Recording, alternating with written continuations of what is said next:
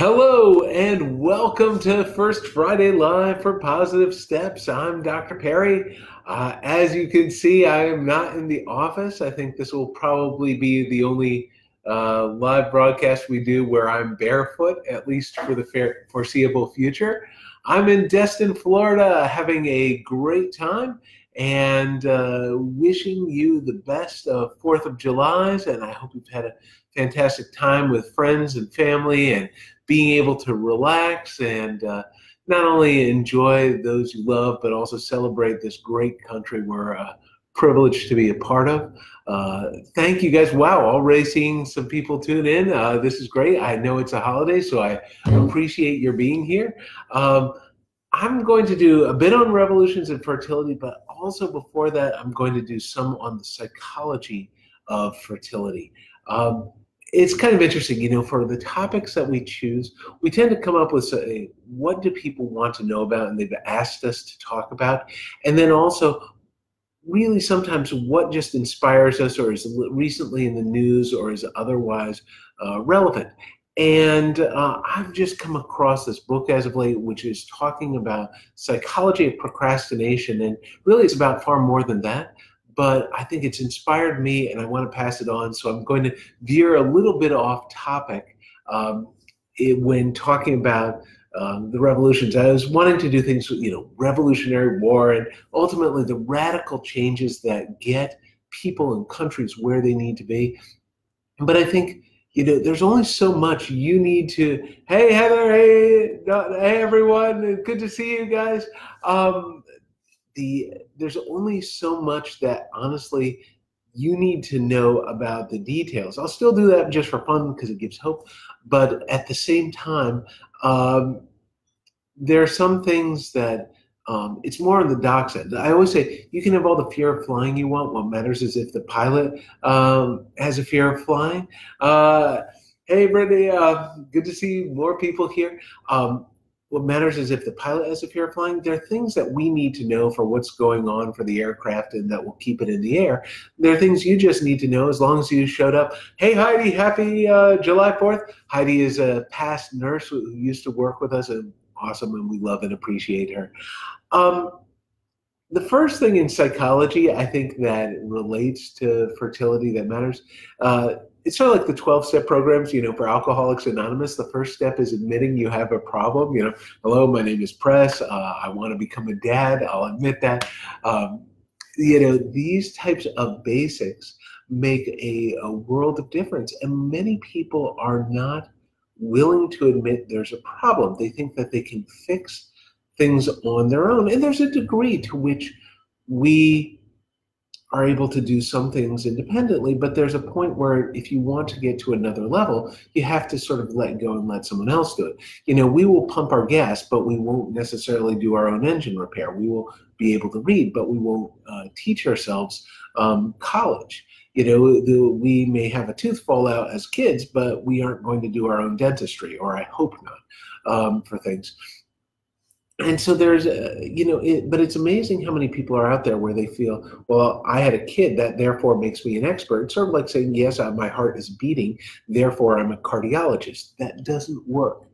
And so one of the best things about making progress is knowing when to bring other people into the picture that can actually help and make a difference. Hey, Jessica. There was a great cartoon, I don't know if any of you saw in the New Yorker, where this guy is standing up in an airplane and he says, these smug pilots have lost touch with regular passengers like us. Who thinks I should fly the plane? And I think there's a degree in which we want to take control and to have things go well by taking it into our own hands, but it won't necessarily get us where we want to be. So if we're going to say we need an expert because things aren't going the way we want on our own, and again, I always say, you could, well, there's a great line from my dad. He said, look, you don't hire a watchdog and then bark for it. There are points where you have to get an expert involved who will ultimately get you where you want to be, and you've got to give up control. Hey, Mandy, good to see you. The thing that I've read most about motivation recently that sort of was changing my perspective on how people get where they want to be. And there's actually an equation. You know me as a math nerd. I'm going to come up with equations for things. And by the way, if this, wait a minute. Let's try it this way. I wrote it one forwards, one backwards, depending on how the camera interpreted it. So if this looks like it was written by a third grader, it's because I wrote it backwards. So anyway, motivation equals expectations times value over impulsiveness times delay. So what that means, and I'll maybe hold it over here for a second on things, or off to the side, doing sort of the Vanna White, or holding up the letters in the wheel. So how motivated you are to get where you want to be depends on a few variables. And so expectations. So how likely, if you do it, are you going to get it? I tell you, there are some tasks I have. I'm on the board of the Society of Reproductive Surgeons. There are things they've assigned to me, and it takes me forever to get them done because basically I don't think it's going to make a difference. Awesome. Congratulations, by the way, for the post-op for things. I don't think it'll work. And I think one of the barriers to people getting good results is they don't think that if they do it, it's going to get them where they want to be and actually successful and have a baby. So having motivation, we'll talk about the things that work in a little bit. Next is the value. How much do you really want it? And for some people, they really, really want a child, and others are like, well, I'm doing good right now, maybe downstream. And so those people are less likely to be active on things, and they're less likely to get where they want to be. You would think that everyone who comes is sort of really engaged, and there's some people that are like, well, maybe later on, but it's my husband who really wants it, and then they don't push things, and then things are less likely to happen. They sort of drop out or don't make things happen. The impulsiveness, it's really cool and weird how impulsiveness ties to procrastination. And it's not sort of the, oh, look, a squirrel, type of delays for things. It's that ultimately, if you can be sidetracked or take action on another thing that is the newest, shiniest opportunity, you're much less likely to follow through on the things that matter. And this is where our smartphones can kill us, and all kinds of other things. It leads to an impulsiveness, which we are distracted from things that get us where. Hey, Rachel, good to see you. From getting us where we want to be. And so impulsiveness absolutely matters for things. And I'll talk again about how that relates to fertility, and then delay. And again, the more you put things off, the harder it is. And it's only until you get to the last minute. And this is some of the root of procrastination, where again, 25, we're saying, well, I'm not running out of eggs yet. But as you hit 41, it's speak now or forever hold your peace. So as you sort of combine all these things, you've got to figure out, how much you have for positive expectations. If you don't think it'll work, talk to me, because honestly, I think practically anyone can get pregnant. It's just a matter of what you're willing to go through for source of eggs and source of sperm and all those other things. But let's face it, if you had an egg donor, a sperm donor, and a gestational carrier, and then none of you is involved, we can get someone pregnant, a child through that. But of course, hopefully, and most of you won't need that scale of things. Hey, pal, good to see you.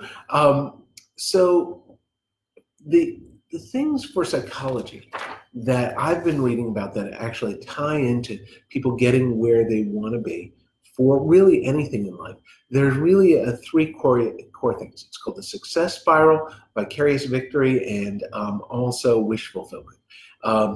And I'll talk a little bit about each and how you sort of model those for it. For a success, and this is interesting for the success spiral. Some of you know I'm an Orange Theory addict. I work out there all the time. The success spiral is something that they incorporate very explicitly into all their exercise. And it's what keeps people addicted to it and keeps them going all the time and getting them more fit. What you have with the success spiral is you have an achievable stretch goal, meaning it's not too easy, but you can probably do it if you push yourself a little bit. And then once you've done it, you gain confidence that, hey, I made some progress. Okay, I'm going to keep doing more action. And then with more action, you're going to have more achievable goals. And then you're going to get more confidence, and you're going to get more action. And it's a positive feedback loop. For fertility, for how you do this, the simple thing for a success spiral is you just are saying, I am not going to say, I have to be pregnant by tomorrow. Now, again, all of us want to be, all of us want to have that child immediately. But the thing is, if you end up doing something where you say, I'm just going to take that first step and I'm going to get a little more information, I'm going to go to a pro, I'm not out a lot of money for doing so. It's just a single consult. And if I want to go forward, I can. And if I don't, I don't, but I get some perspective. All of a sudden, by just doing that one step, you're going to find, hey, I found something that works. I found something that works a little better, is more effective. And then you're saying, maybe this is doable. And maybe you get the next step, well, I'll do testing. Oh, and then I'll do some therapy. And these little steps, rather than try to beg, I have to be pregnant by next week, which is unrealistic. I've had people call me or text me and say, I have to be pregnant by the end of this weekend. And they aren't even ready to ovulate. By the way, a silly thing, I'll get back to the, the revolutions for infertility. One of the fun things I was reading about was insemination for therapy, and how one of the gurus of this 150 years ago, Sims, was starting it out. He believed that ovulation occurred during menses. And so he did all his inseminations during menses, which is, of course, the exactly wrong time. It's several weeks away. And so actually, you have to get a little bit of perspective for what might be logical or might think it works, and actually talk with someone who knows it. So success spiral, get these little micro steps that move you forward. And again, this is for weight loss. This is for exercise. This is for fertility. Whatever matters to you in life, making little bite-sized chunks that are achievable, but that push you beyond your comfort zone, that's likely to get you where you want to be. Next thing is vicarious victory. So surround yourself with others. And these are the affirmation stories. These are surrounding yourselves with people who are successful. The problem with this is a lot of people who surround themselves with success stories, it's people who got spontaneously pregnant. It's like surrounding yourself with people who were born on second and think they hit a triple. Don't surround yourself with the people who've had fertility come easily to them for their stories. Surround yourself, because they didn't have to do anything, surround yourself with people who have struggled, who have had a challenge, who have had issues, and then are able to do something about it and get where they want to be. So, I think I think we all need that positive reinforcement to get through whatever challenges us in life. But at the same time, do it with people who are realistic and not so distant you don't have a chance. The final thing that relates to this that was wish fulfillment. And it's sort of dreaming it. If you can visualize it, you can have it. People talk about this all the time. And, athletes will go to bed thinking of themselves winning that mile or, landing that perfect vault in gymnastics, or ultimately, having that baby. But if it's just wish fulfillment, if you're just dreaming it and you don't have the right components, it's nothing more than just a wish. What you have to do is do two things. One is follow through, of course. And the more you see it in your mind, the more it'll be a part of you, the more you will have it. But then it's mental contrast. You say, okay, not only do I want this, but here's where I am now. Here's what I have to do to get there. And you're more likely to recognize the gap between your present and your future. And I hope all of you will have that future that you want and get where you want to be. It is a painful road at times, but the thing is, it's the people who stick through it that are successful. Again, everyone thinks that stress has a negative effect on fertility, but a great study I read many years ago showed actually the most stressed people were the most likely to be successful because they were seeing themselves as having difficulty, and they were saying, I've got to do something about it relative to the laissez-faire. It's kind of interesting for procrastinators. There's a degree where pessimism teaches a learned helplessness, and people don't do anything and then they fail. But actually, you can also have people who are too optimistic. They think, oh, no matter what I do, it'll work out. And then they don't act on things, then they delay too long, and then they miss a window of opportunity. So also, think positive, think positive steps. I got to throw that in there. I'm sure Melissa and the marketing people will have me do phrases like that at some point. But I think you have to have a degree of positivity and cautious optimism, but then get support where you need to be. Okay, let's get on to the revolutions in fertility, the things that I was supposed to talk about, I think, this whole time. And again, this is, the topics we have are flexible. We'll come up with what we think we're going to talk about, but then you guys write in. And by the way, I love seeing all of you here. Post or put on here anything you want me to talk about, and I'll go on tangents, as you can see, that are relevant and that you want to learn about, and I'll take on any topic. So for revolutions, I think the first intervention was, of course, insemination. For guys who couldn't get the sperm into the reproductive tract, being able to directly put that there. And that's been around for almost, not 300 years, but maybe 250, 200. People were starting to do that, but it had a long way to go before people fully understood the timing and what was right about it. And there were a lot of things that people would do wrong, from getting it in the wrong point in the cycle to the fact that actually people used to not wash sperm, their prostaglandins, and there are all kinds of other elements in there that can cause the uterus to cramp really badly. Women, when they used to have inseminations, used to pass out from the strength of the contractions and cramping when sperm hadn't been washed, because when you get the purified, unwashed stuff that's supposed to, a lot of it dissolve out vaginally and get it directly in the uterus, it's just too much. And that's why we do a lot of washing. And it's interesting also, sometimes people are more cramping if you haven't done much washing. Because, so let's say you have a very fragile sperm sample, you don't wash much because you don't want to lose the sperm. That's kind of where it comes from. So this is, I think it really started coming into its own about 50, 80 years ago, and that was the only therapy we had until the advent of medications. And that's where we start getting things like Clomid and Letrozole. These are hormones where they block the brain's recognition of estrogen. Clomid was one of the first ones. Tamoxifen, which it can be used for breast cancer, actually can be effectively used for also inducing ovulation.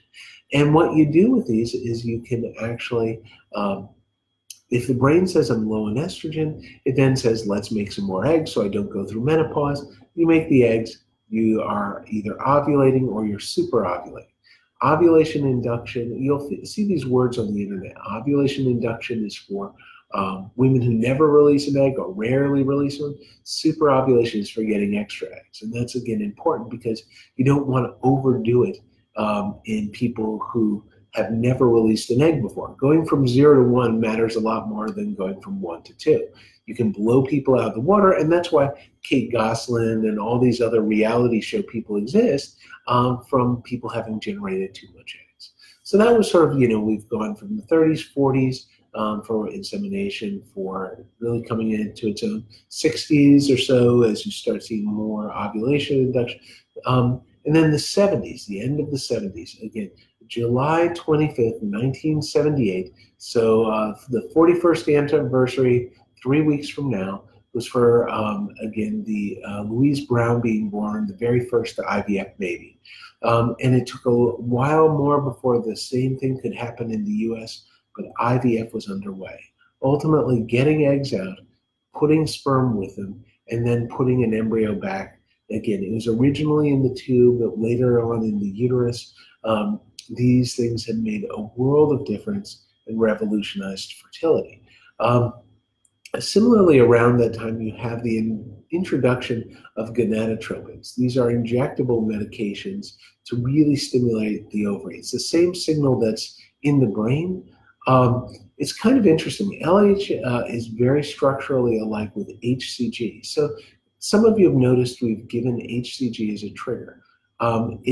LH, I'd have to give people, hundreds of vials of it to simulate the LH surge. It's just so high. But if you give HCG, which is almost the same, it lasts much longer and gets people to ovulate. And so they were able to start using HCG. They actually used originally human menopausal gonadotropins. So the earliest some of the early contributors to fertility were actually nuns. Nuns would have high levels of FSH and LH in their urine. They were menopausal, And this will be washed and purified and then created into hormones to the hormones would be purified and used to help women get pregnant. And it caused a lot of allergic reactions and it's problematic for things. But I think it's very ironic that some of the first contributors to having children were women who'd vowed a life of chastity. The field has these unusual bends in the road and turns along the way. The next thing that sort of came after that, hi April, good to see you. The next thing that really was sort of coming around after being able to get, by the way, and this was coming up even before then, was ultrasound. I've skipped over that. But ultimately, your ability to see what's going on in the ovary. The egg has progressive growth. It grows by about 1.7 millimeters per day when it's active. And so the ability to see and monitor it is able to say when it will be ready. Again, and to come back for everything we've been saying for these revolutions, we've started out saying, okay, we can get sperm where it needs to be. Okay, now we can see the egg and know when it's ready for sperm to find it. Okay, now we can give medications that get the eggs to grow. Okay, now we can give really powerful medications to get the eggs to grow. I think certainly for testing on things, I'm very partial to the periscope technique. I really do think what we've done is a revolution. I think the ability to do in a single visit an understanding of the core things for fertility for the sperm, or not the sperm, but if I see sperm on the periscope, you guys should have abstained a few hours, for things. But if you can look at between the ultrasound and then the hysteroscopy, single visit approach to say, does a woman have reasonable eggs? Are the tubes open, and is the uterus reasonably have circumstances that will be receptive to pregnancy? Okay, got a question here. Going to go off on a tangent, but I think what we do is important. So if a patient went through fertility that never had a period, is it normal for that individual to not have a period after childbirth? That is a great question. Yes, it is actually normal. Well, yes and no. So if the person never had a period, two things going on. First, if they're an ovarian failure, they won't regain their ovarian function after having had a pregnancy using donor egg. If the person is anovulatory through a female athlete triad or through PCOS, they never release eggs. So you stimulate them and you finally generate an egg and it gets pregnant on the very first go-around. Then afterwards, after the breastfeeding, that person is back to PCOS or a professional athlete, and they may not ovulate again. So that is absolutely possible. However, when people also don't have periods after childbirth, you're often watching to make sure there was no scarring with delivery or problems with the central hormones. There are all kinds of issues that can go on. So again, you can trust but verify. You can think that, okay, we know what was going on. The problem that was there before is most likely still present. But then you want to, at the same time, confirm that nothing new arose. Okay, so back to revolutions. The ability to understand the body in a single visit, I think, has enormous implications for convenience. And I think there have been other approaches to things, but often I think the accuracy and the pain and the cost and other things were more problematic. So we're very proud of what the team is achieving for fertility there. Another revolution, again, I think is ICSI, intracytoplasmic sperm injection, to put the sperm in the egg. This takes us from having to put a few 50,000 sperm around an egg with IVF to you're only needing one to go in an egg, or, again, finding a few. And I've seen people where they've had chemotherapy and could not get pregnant because the sperm are completely wiped out. It doesn't matter how many inseminations you do, sperm will never find an egg. Well, you can have 5 sperm or 30 sperm and put individual sperm in the egg, and they end up being successful. Okay, Edna, what are your thoughts on the heparin shots twice a day in the stomach? Okay, so this is a great question. For heparin in the stomach, it depends. The answer that's always right in medicine is it depends. I think that first you have to see what it's for. Now, for treating infertility per se, heparin does not seem to help. And in fact, actually, if you'd asked me 15 years ago, I would have been saying yes for a lot of things for recurrent pregnancy loss, factor V Leiden, protein C, protein S, all those types of things. For people with infertility or recurrent miscarriage trying to conceive, there may be a case for it. I think we've gotten away from that. Now, that's separate from what to do once you're pregnant, especially if you have a hypercoagulable condition. For recurrent miscarriages, right now the heparin shots don't seem to help if you have recurrent miscarriages other than lupus. Now, if you've been tested positive for lupus anticoagulant, anticardiolipin, beta-2 glycoprotein, these things, there does seem to be ways of going about with heparin or Lovenox, things like that. But in terms of other people, so you're having recurrent miscarriages because of egg quality, again, that can account for 50%. If you have a septum or you have fibroids in the uterus or other anatomic structural problems, that won't fix things.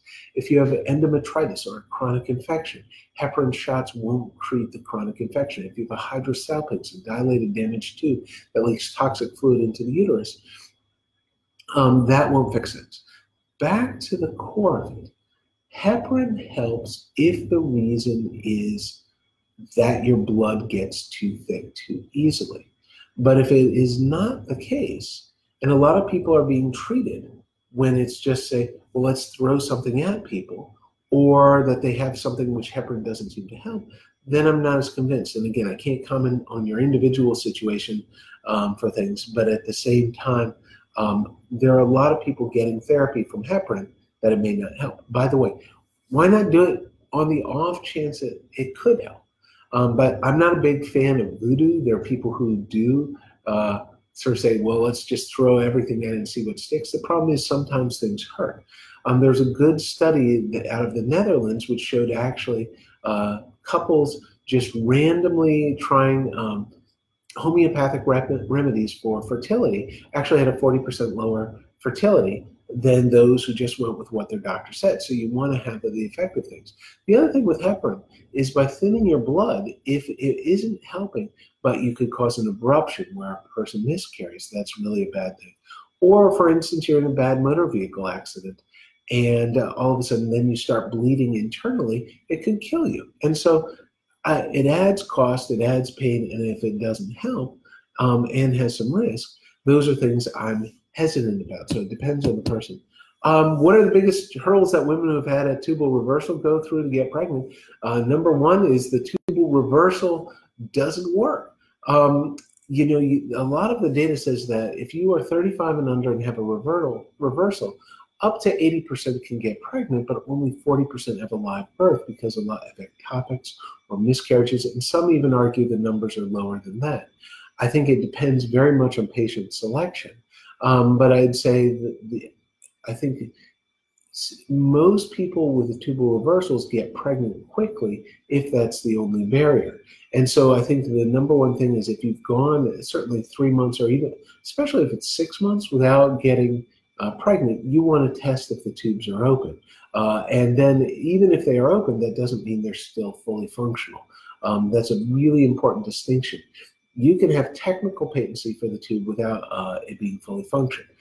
For the no period question, is there a maintenance drug that can be given to ensure a consistent cycle so the patient can get pregnant naturally without fertility therapy? It depends really on the source. The other thing is most people aren't going to give you the maintenance drugs. Really, you know, birth control pills will get people to cycle regularly. That won't help to get pregnant. Few people will give you just Clomid or Letrozole without monitoring because often it's not given in doses that are effective. You have to monitor in order for it to be to know what you're getting, because you can give the pill and get no eggs, or you can get, I've seen 10 eggs, and that's a setup for a reality show. And nobody wants to be giving a therapy where there's very high risk without understanding the consequences of it. So I think this is one of those things. It's more important to really get effective therapy and do it quickly than necessarily just say, here's a pill and see what happens to you. When I trained in Boston, I saw multiple people who had triplets and quadruplets because they just had pills thrown at them without actually getting proper supervision for things. Anytime. And thank you guys also for questions. Let's see, I'm hitting my usual half hour, but I'll go on a few more things for revolutions. There are two other revolutions that I think are going on. Beyond cost effectiveness, I really think as a field we need to be more mindful in terms of dollars spent per pregnancy achieved for getting people where they want to be. That matters a lot. But I think the other two that I want to add is sort of really important breakthroughs. I think one is going to be the pre-implantation genetic screening. I don't think this is for everyone. A lot of people have normal embryos, but the ability to biopsy an embryo and see if it's normal or not, and then be able to say which ones are much more likely to take, so people don't have miscarriages, so you're putting fewer embryos back, so there's lower risk for multiples. If you are under 30, most people have relatively normal embryos and often can get pregnant without that. But as you start getting into the late 30s where there's more chromosomal abnormalities, I think it matters much more to be able to do a biopsy and make sure that people know what they're getting and not have miscarriages, as well as also if they've frozen, whether they are really viable or high quality. Let's just see this next comment. Anytime. Good to see you guys. The other, I think that the ability to really understand what you have. I think that's the broader understanding. I think so much of therapy is just, hey, let's throw things at people and see what sticks. And that's the wrong psychology. You want to have good understanding while still doing it in an economical fashion. And the other thing that I think matters a lot for the other thing that I was going to say about, I think we're starting to look a bit more at endometrial receptivity. I still think this is something that can be high cost and not help people, but I think for people where they've had recurrent failure and not a clear source, this may have potential. However, I still see a lot of it being done in people who haven't had a thorough evaluation of the uterus. I still think the greater use of hysteroscopy is critical. I always say that women often get less accurate, more painful care as a result of disparities in access to technology, and the ability to use hysteroscopy for women, just as ENT does nasal endoscopy, just as urology does cystoscopy. Women should get gentle, accurate, effective care that understands the uterus before we do more blind biopsies. But the ability to understand the endometrium is one of the future frontiers that we have coming up. Again, can exercising daily be harmful when trying to conceive? Almost always not. Now, that's not to say there aren't exceptions. I always say three things to watch out with exercise. One, no abdominal trauma, so no kickboxing with direct damage to the belly. Number two, watching out for extremes of heat. The uterus and the ovaries are 2 degrees hotter than, say, the hands because they can't ventilate temperature well. So if you are getting 104, especially with hot yoga or something like that, your uterus is getting 106, you're cooking your eggs. I'm not a huge fan of overdoing the heat, so ventilation can matter. And then also, I would say extremes of bending, some of the yoga positions, especially when the ovaries are enlarged, that can have a degree of risk. Most people do. I think the exercise promotes a wellness and a health. In fact, ACOG now recommends 30 minutes of moderate exercise daily for women who are pregnant. So I think there's a good case for being exercising regularly. If you are exercising to a point where you stop having your periods, it can be more difficult to generate eggs through medications. But at the same time, I'd say that's something that's often fixable. I have seen a person who was, or I've seen several people who were ovulatory, responding to medications, and then all of a sudden they start training for a marathon, and then it's really hard to generate eggs for them. But again, beyond that, I think, I joke we were chased by saber-toothed tigers, but for tens of thousands of years. It's not really true. I don't think we actually overlapped with the species with saber-toothed tigers. But anyway, the point being, we were vigorously exercising and active for millennia, and the species is still around. I think promoting equilibrium and wellness is a good thing in general for life. Hey, Chrissy, how are you? Good to see you. I'm actually just about to log off. Chrissy is a phenomenal gynecologic oncologist that I know, and there are just many wonderful people I've been privileged to know and work with over the years.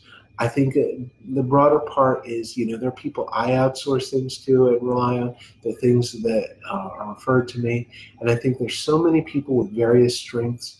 Know the people around you who have strength, not only from a technical medical standpoint, but also from a professional, from an inspirational, and from a collegial aspect. Find your friends, family, and loved ones. Enjoy them this 4th of July weekend, and thank you guys all for tuning in. God bless, and I love you all. Thank you. Or maybe not. It's going to keep going for a little bit here. Now we'll listen.